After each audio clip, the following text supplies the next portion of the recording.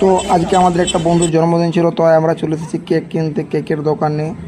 তো সোমেন দেখছে কোন কেকটা নিলে ভালো হয়, কোন কেকটা নিলে নেওয়া চলে।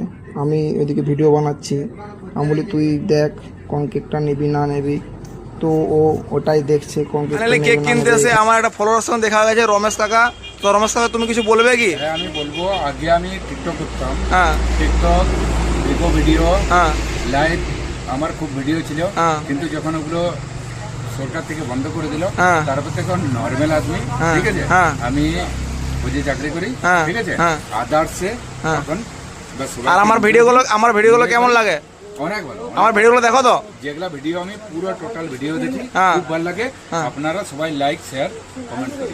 তো ফলোয়ারের সঙ্গে দেখা হলে কার না ভালো লাগে বলো? আমি তো খুব হ্যাপি হয়েছি, খুবই ভালো লাগলো আমার ফলোয়ারের সঙ্গে দেখা হয়ে। এই কেকটা পছন্দ হয়েছে সোমেনের। এই কেকটা এরপর প্যাকিং হবে, তারপর আমরা নিয়ে যাব। এরপর প্যাকিং নাম লেখা হবে, তারপর কেকটা যাবে, কেকটা কাটা হবে। যা করবে দীপ্তনু DIPTAN।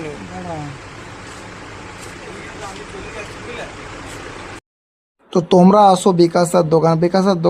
বিকাশদার ব্যবহার খুবই ভালো। বিকাশদা দেখো কেকটাতে আস্তে আস্তে করে নাম লিখছে। তো বিকাশদার দোকানে যাবতীয় কেক পাওয়া যায়, বার্থডে কেক, অ্যানিভার্সারি কেক, যাবতীয় কেক বিকাশদার দোকানে পেয়ে যাবে। বিকাশদার দোকান হচ্ছে আমাদের কাঞ্চনপুর বাস স্ট্যান্ডের কাছে,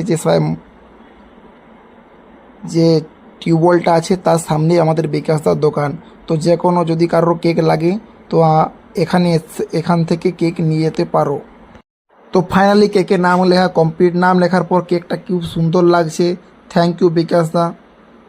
কমপ্লিট, সোমেন কেকটা নিয়ে আসছে। আর যদি কারোর কেক লাগে তো এই রাধাকৃষ্ণ স্টোর, আমাদের কাঞ্চনপুর মোড়ে বিকাশদার দোকান থেকে কেক সবাই সংগ্রহ করবে।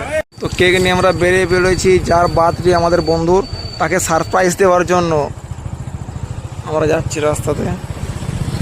যার বার্থডে তাকে সারপ্রাইজ দেবো বলে আমরা যাচ্ছি কেকটা নিয়ে মোটর সাইকেলে। আমি আর সোমেন দুজন মিলে যাচ্ছি।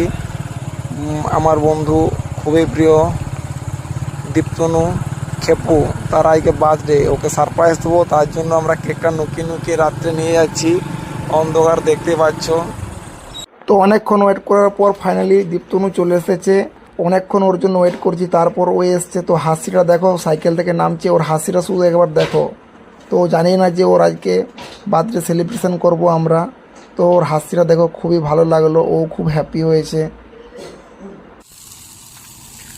Happy birthday to you.